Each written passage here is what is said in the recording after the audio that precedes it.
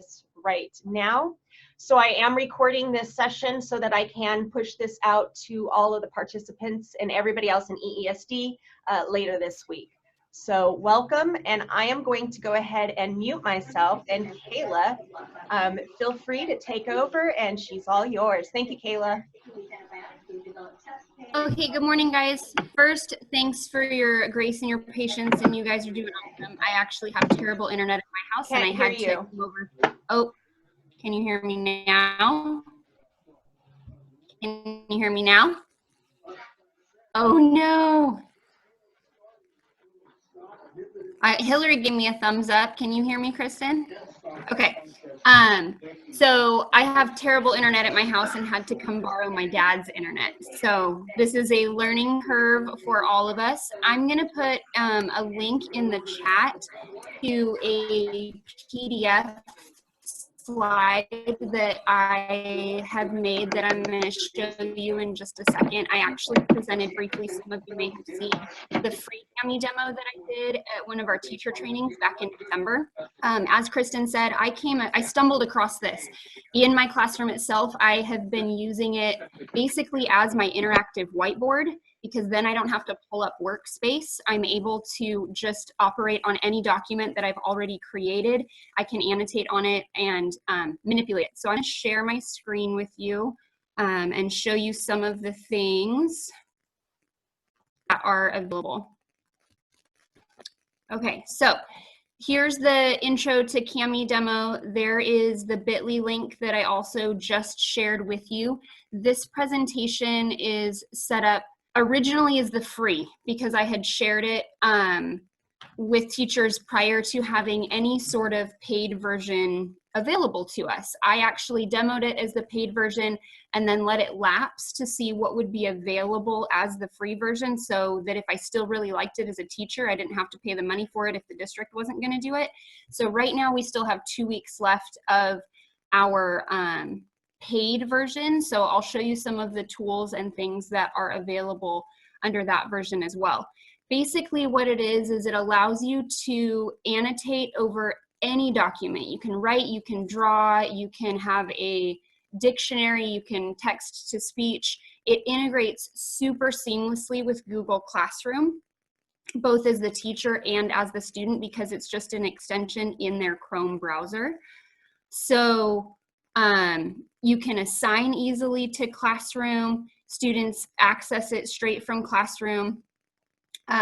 When you go to begin to use it, this is a link that I have put in here that I actually found from Cami themselves, and it's basically how to, the district, correct me if I'm wrong, Kristen, but I believe the district has already put the extension on for all students. Is that correct? Yes, it is. We pushed it out.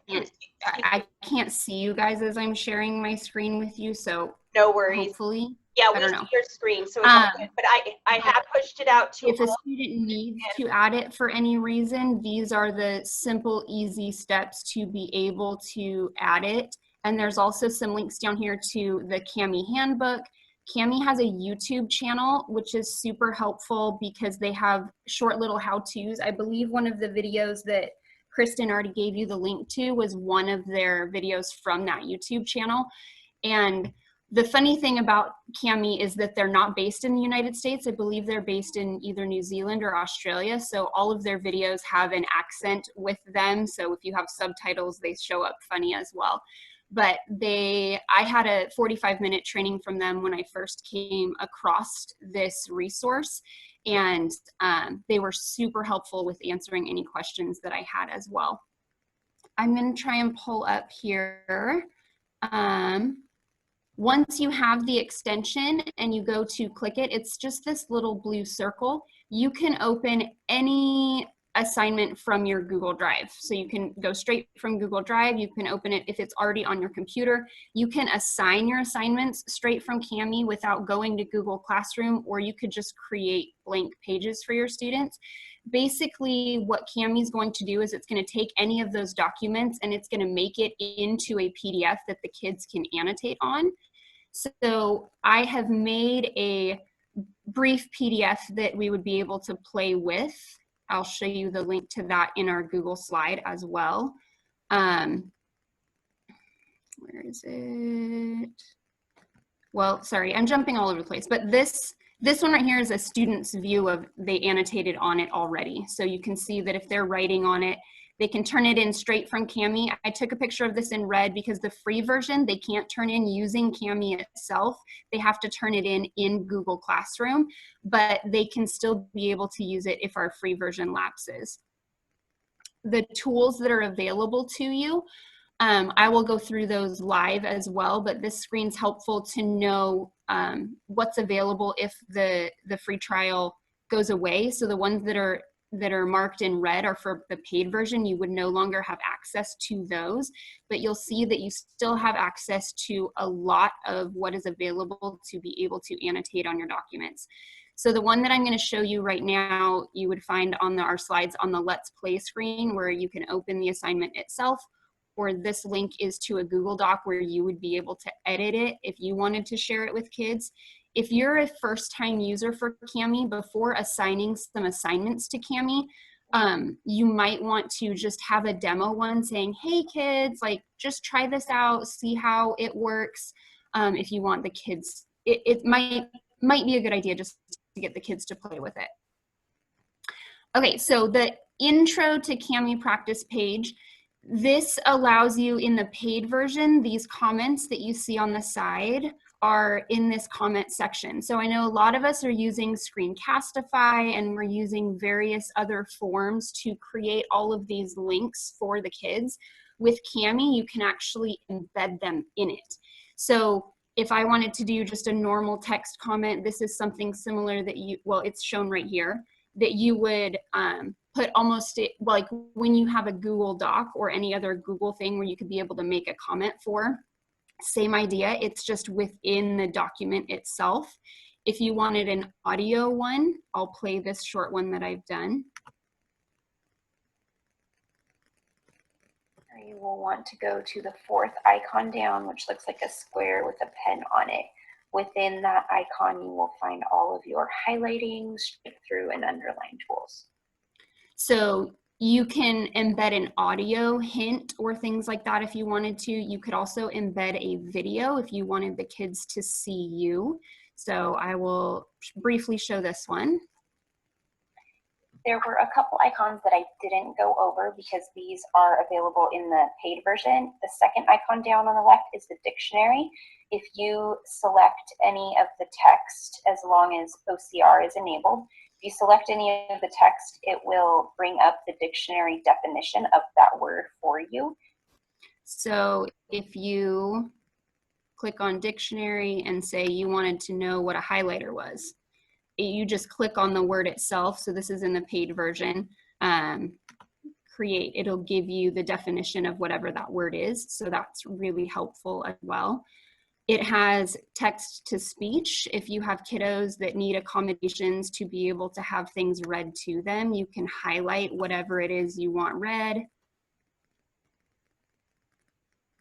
Text box, insert a text box here and enlarge the font size and make it your favorite color. So you can change the speed. I haven't tried any of the translating ones, but I guess you can translate to different languages as well. But that's really helpful for any students that might need the assistance of items being read to them. But simple tools that you'll use paid or free version. If you want to highlight things, I can highlight this, I can highlight this whole line. And as I highlight that, I said, oops, I needed that to be pink and I didn't change my color over here. You can highlight over top of it and easily just change it to pink if you needed to make any altering without needing to delete everything. A box highlighter tool, so it just highlights a bigger area. You can do strike throughs or underlines, any type of text annotations. The comments, so you can embed links still as well. So this one was one that I embedded a link. So common occurrence there. And then you could say, hey, student, open a comment and reply to this. You can still insert text boxes So you just type those in, whatever you would want to type in. You can change the size and all of that type of stuff as well. Your drawing tool, I have a touch screen, so I can easily draw all over it with my touch screen. You can still use your cursor and your pen mouse. It's not as conducive to being particular. The other thing that I like is you can still zoom in or zoom out. So again, I have a touch screen. It's easier to navigate, but I can pinch in and pinch out to be able to be more accurate with where I'm placing things. Another part that is cool with the paid version is inserting images. So you can pull images from your computer, from your Google Drive, or straight from the internet. I just pulled this one. I wanted a picture of a dolphin in this document. And so I just went to a Google search, and you can type in whatever you want. So let's just say dolphin. And you can select whatever image it is that you want and just embed it within the document itself very easily. Drag it wherever you want it to, rotate it, crop it, make it smaller, make it bigger. So you can create whole documents using Cami itself, or you can utilize documents that you already have made, which is super handy. The student side of things. So that's some of the teacher side. Let me go. So I went in, I had permission of one of my students and said, hey, I just want to test some stuff out with Cami as the teacher and see what it looks like on the student side. So if I just create an assignment as a Google Doc, so this is where you would go into create, you'd create an assignment. If it was just a Google Doc, I have no way to interact with it using Cami. It's just a normal Google Doc. I would be typing in it as if it were just a normal document. If I were to assign a Google Doc from Cami, so this is where I would go up here and I would go to create, and I would create a Cami assignment. So this is that same assignment that we just pulled up as a PDF, but I went into, so you don't have to recreate the wheel is basically what I'm saying. If you have a document that's already a Google Doc that you're like, this is a document that's already made and I want my kids just to be able to interact with it, you can assign it straight from Cami, and then you'll notice at the top it just says, it turns it into a PDF all on its own, and the students would just click open with Cami, and then they're able to annotate on that document. You can also just go up to create an assignment if you already have a PDF, and it links it as a PDF here. If you do it that way, so I assigned it as a regular assignment, I made a copy, the comments that I had created, so I pulled up my, this document here where I had all of these videos. So if I accidentally assign it as an assignment in Cami, not using the Cami part, just as a regular assignment, my comments that I make don't follow it over. It opens fine with Cami to be able to annotate it. It still has the button at top to turn in, but it won't allow them to turn it in from there. You have to turn it in from Classroom.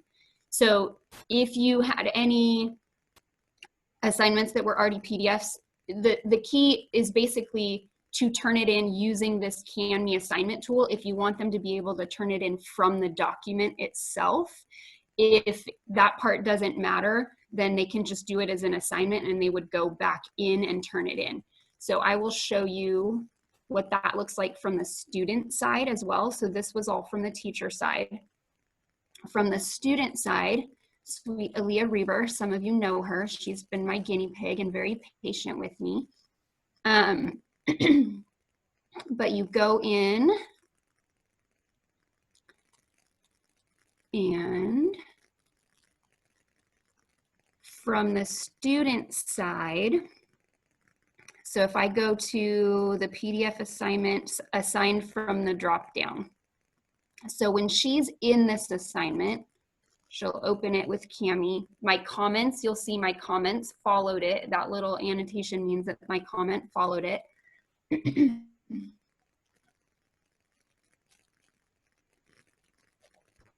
And ooh, 90 teachers in our district using it. Fabulous. Up here in the corner, as it loads, she already submitted this one, I believe, but this usually says turn in, or in this case it says done. So I already went in as Aaliyah, and it says done because she's already turned it in. If I unsubmit it, I'll show you what that button looks like. But this is how she turns it in. So she does everything on the document itself. She says, okay, I'm done with it, turn it in. It saves in her Google Drive. It also saves in my Google Drive. So she turned this one in. Once it's done turning in. Hey, Kayla. Yes. Quick question for you from the chat line. So Yep. when you're pushing this out, does every student get their own copy, or is everybody writing on this one copy? You can do it two ways. You can, so let me create an assignment real quick. Make sure I'm in my teacher one. Yes, I am.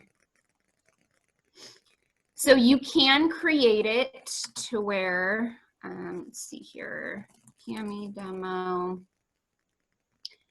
Just so I don't accidentally mess myself up, I'm gonna make sure I only select Aaliyah. You can assign it to all students, but because I don't wanna freak the rest of my class out, I'm only gonna make sure that I assign this to Aaliyah.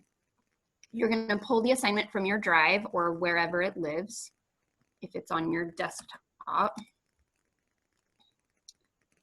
And let's see, I'll just do this one for now.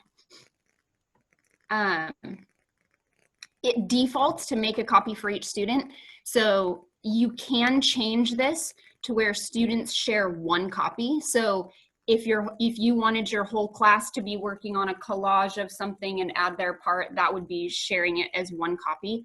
Or you can do it as a view only where students can't edit the file. You can share it with them, but they would have to make a copy of it themselves. So just like any other normal assignment, you can make a copy for each student. That's the one that I generally recommend. But you could also do group assignments where you assign shared one copy and you share it with these 5 students, and then these 5 students, they could all work on the same document together if you wanted to, but it defaults to make a copy for each student. This link down here, let me get out of this. This link down here where it says send Cami instructions to students, you can unclick that if you wanted to. That right there is this document. So if you want to push that document out the very first time you can, or you could embed that on your S'more Hub. I embedded this on my S'more Hub so that they have access to it there. But that's what this send Cami instructions is too. So you don't have to send it every time. It just allows you to push that assignment in there. On the teacher side, so let me see on the teacher side. So Aaliyah has turned this in. This is another piece that's really cool. When I say it works well with Google Classroom, I can go in without opening it in Cami at all. I'm just in Google Classroom and I'm grading it with Cami within Classroom itself. So I can go in and still have access to all of my tools in here. I could add a comment to Aaliyah and say, whoops, Google Classroom wants to use my camera. I'm gonna say block right now because I don't know if that will mess up our feed. So I could say right here, oh, it's because I'm on camera, I'm not on text. So if I wanted to type a text for her, I could say great picture, and it will embed that for her. So I can also make my private comments. This doesn't show up on the document itself. This is just like the normal ones that you would see within Google Classroom. So it's really cool because if a student is working on something, I could say, hey, right here, I can highlight it. I can add my voice comment instead of typing something out. And it would, I didn't enable my microphone right now. Oh, well, it's working right now. So I can say, hey, this paragraph looks great. You might want to make some changes to your introduction or your thesis sentence. And then there's my feedback, my instant feedback for the students. I could do that as a video, or I could do that as an audio, or I could do it as a text. So that's one of the paid features that's really neat. My students, when we were in my class for the free version, I didn't use any of those sort of things. So I'm still exploring those as myself, but I'm finding that they're super valuable if you're doing anything with distance learning. Because like I said, they can get that instant teacher feedback. And then you can return it to the student just like normal in here. Yeah, so that's a lot of information all at one time. Does anybody have any specific questions of anything? Because that is basically how it can integrate seamlessly with Cami. Yes, Kayla, quick, one question from the chat line is, somebody asked, they pushed out a PDF they put in math text boxes on the PDF, and they pushed that out through Cami to their students. Will their students be able to put their answers in those text boxes that they created?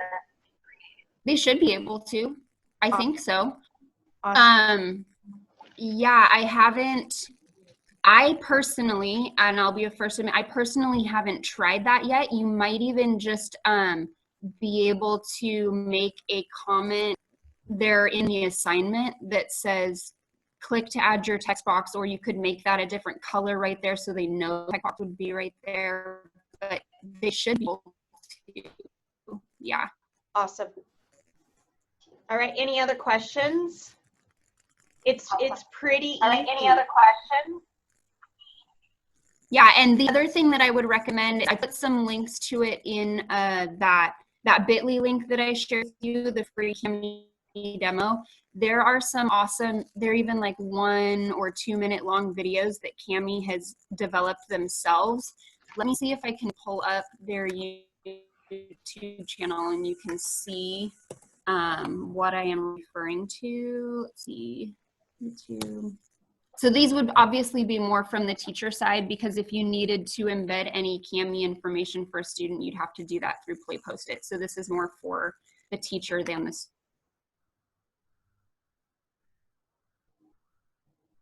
student. Okay, there we go.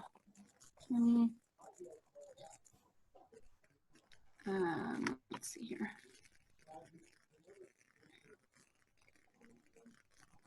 A lot of great discussion in the chat. This is Cami, an app. Go ahead. Okay, so let me share my screen one more time. Sure. So once you're at the Cami site, it has like all of these short little how-tos on how to use Cami. It's a whole little section that they have if you had any specific questions. I embedded a couple links. I believe that Kristen shared this remote learning one with you. This one's about 20 minutes long, but it goes more in depth on your different comment features, audio, video, text. And what you see is the thumbnail right here is the desktop share one. So it's essentially like embedding a Screencastify almost within the document itself. And the only difference on the video piece for the video comments is they do have a 5-minute limit. But if you're going through multiple problems, I'm pretty sure that you can do multiple 5-minute videos within the same document itself. And then this is a nice short little explanation that you could share with parents and students about using Cami at home as well. So this is just their individual YouTube page. So they have all sorts of resources to be able to learn from easily as well. Awesome. Just a couple of things for your guys' knowledge. When we started pushing out the Chromebooks home, was way before we pushed out Cami. So if you are pushing out Cami lessons to your students and some are coming back saying, hey, I don't have the Cami button, I don't see how to use it, that's probably because the student needs to restart their Chromebooks.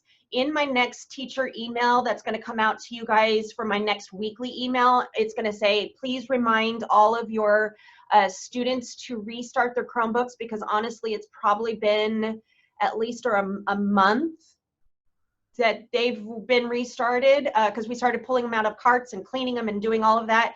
So we have pushed out a lot of things for students for Google Meet, for Zoom, Cami, and they will only be able to use those extensions if they restart their computer so that it can refresh. So if you are having students saying, hey, I tried to open Cami, but I don't have that button, it's just because they need to go back and restart their Chromebook. So when you, however you want to do it, we just realized that yesterday. So the next message to all teachers is please tell students to restart their Chromebooks if they have an EESD device. And then I'm just scrolling through some of the chat questions because I couldn't see any of them as I was presenting. And I know that some teachers are leery of using Cami because they're like, okay, I'm going to do all this work and then it's going to expire if our district doesn't pay for it. So basically, the only features that you would really lose are those comment tools, which are really handy for right now, but they still have a ton of tools available to them. And even if you're just wanting to annotate or create documents and things like that as the teacher without having the students do anything on it, it really is a great tool. When I was in the classroom prior to distance learning, I literally used Cami every day just for my normal teaching purposes. So it's really good, paid or free on the teacher. The difference, they can still use it within Google Classroom. You just can no longer push it out from that drop down in Create where it says create a Cami assignment. Basically, that's the part that stops speaking to each other, is you can't do that using that button. You have to create it as an assignment. They could still work on it and then they have to go back to Google Classroom to turn it in. So that was what I found in the lapse part. So they can still be able to use it in the event that it doesn't get purchased for our district and we lose some of those tools, but it's still a really great tool. And again, I've been in contact with the company, with the owner of the company, and yes, I think it is Australian company. They're great. They've been to California many times, and so something we are interested. I just don't know pricing and all of that stuff. So, but it is something that I started looking at back in the fall. I'm still very, very interested in this as a district. How and what that looks like, I have no idea, but I am still looking at it because it's a great tool. Now, some people were asking, how does this work with students because they don't have touch screens? So a couple of things with that, so you guys know, and you guys actually will be the first ones to know. When we initially did our Chromebook distribution, yesterday was round 3. It was actually the 5th time that we actually did Chromebook distribution, but we called it round 3. Anyways, for the first few rounds, we did not push out or send out any touchscreen Chromebooks. Yesterday we ran out, so we started with all of our touchscreen Chromebooks and started giving touchscreen away. So some people have touch, some don't. I know that's a discrepancy. I was trying my hardest to hang on to those touchscreen Chromebooks, but I couldn't. So anyway, so for those students that don't have touchscreen Chromebooks, yes, some of the tools may be a little bit more difficult with a mouse. They may have to type something.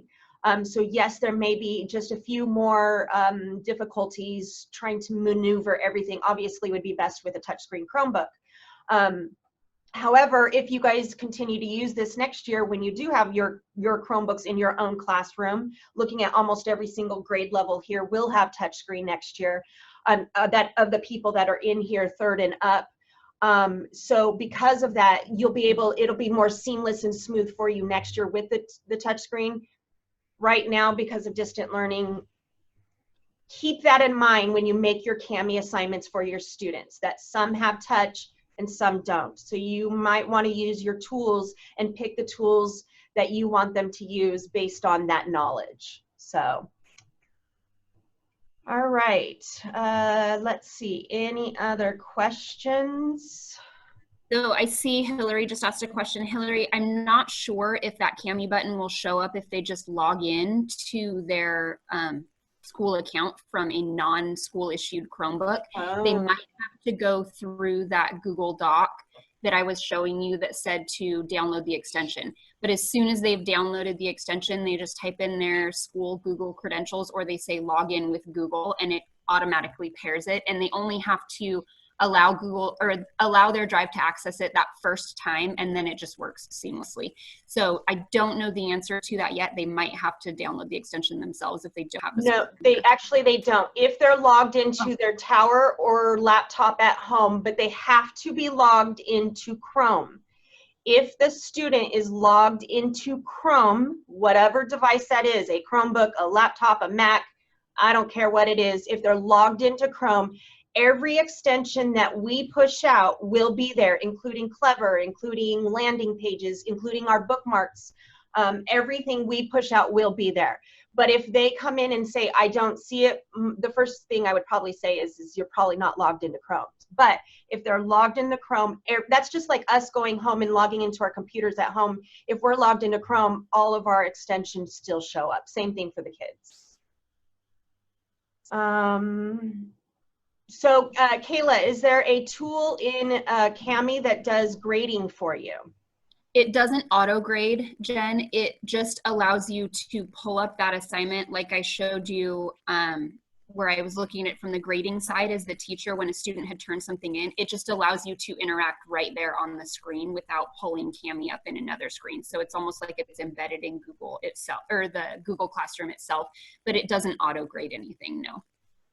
Okay, I've been using it. I used it yesterday, and there were a few kids that had problems with it, and I was trying to get them to be able to access it, but the majority of my students were able to, and easily typed in the answers and easily put comments. It was great. I made a fillable PDF and had them do it. It was like, it kind of a lot of work to begin with, but now that I have the hang of it, I was like, this is so great for math because they can put anything they want, and just, I liked it a lot. So thank you for doing this. Yeah, Jen, that's awesome. Jen, that's so awesome. I mean, what you just said right there, that was awesome, that you're using it and you're loving it, and you're right, it is great for math. Absolutely great for math.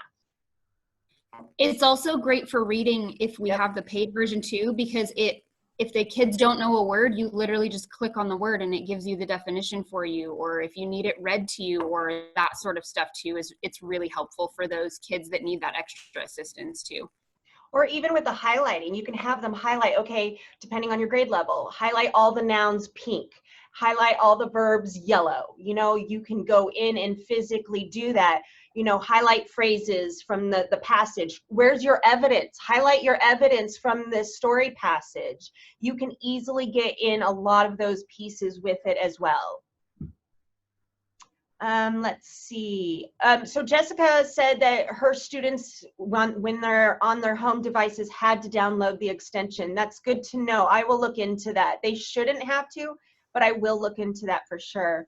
And then another question, Kayla, is can you take a picture of an assignment on your phone and then use that to annotate on? So Olivia, can you explain that? Like what do you mean by what picture? Well, if you have a student that needs help or something and a parent took a picture of their assignment out of their textbook and then like email that to you. Oh, yeah, you should be able to. I haven't tried to open a photo, but if they emailed it to you, you could also go in right now in the paid version, go down to where it says the picture, and you can pull it from your drive or pull it from your computer if you downloaded it to your computer. So yeah, you definitely could, because once it's in Kami, you can do any of the featured tools that are on that toolbar to interact with it. So yeah. Okay, great. Thank you. Awesome. Mm-hmm. So I just checked Rachel's Chromebook because she has her own Chromebook, and I asked her about Kami. She said, "Oh yeah, I was able to get Kami." I said, "Do you have to download the extension or anything?" And she said, "No, it just worked." Okay. So maybe the kids just need to actually log into their Chrome. So. And that's why I was saying too, I kind of feel like before you're trying to do something over the top academic, because a lot of your kids haven't used it, do something like that assignment that I showed that said, hey, highlight this line or put a strike through here or add a comment here, just to give them a chance to really interact with it and play with it, because that's the best way to get to know it, rather than say, hey, do all these things, and them never having used the tool before. So I did create the Google Doc one of that. That's one of the things that, pardon me, that I love about this Cami program is I can open anything. And that's why, Olivia, I had you tell me what you meant more by that, because I could go and open a Google slide if I wanted to, and I can use that Google slide within Cami. It's not going to work like a Google slide anymore because it converts it to a PDF automatically. But I don't have to recreate the wheel and print something as a PDF every single time that I want to use Cami with it. I can just go to Cami and open whatever I want and then be able to use it or add to it or alter it and that type of thing, which is really handy. Awesome. Any other questions? Awesome, guys. Thank you all so very, very much. I really, really appreciate you guys coming in and learning Cami. Again, test it. I really, same thing I said to Kayla back in the fall is, let's test it. I really, do we get rid of workspace and go to stuff like this? I have no idea what the next 5 years in, now especially, I have no idea what education is really going to look like in the next 5 years. I don't know what it's going to look like in the fall. They're already talking about changing classrooms up.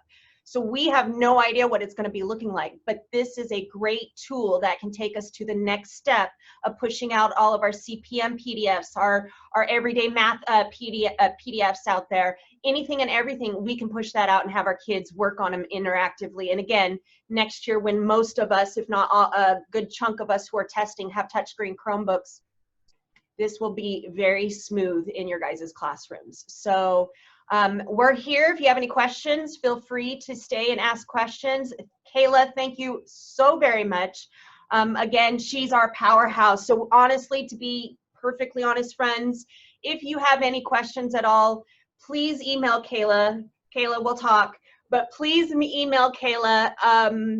She has all the answers. I honestly do not. I know Cami from the back end side. She knows Cami from the teaching side. So she would be the perfect person to ask. So thank you all very much. And if I can't figure it out, I'll dig too, because it's pretty easy to find stuff. So just it's got to be willing to try and fail or succeed. And it's the same thing with the kids, you know, so. Right. Yep. Awesome. Thank you guys very much. Have a good one. Bye. Thanks, guys. Bye.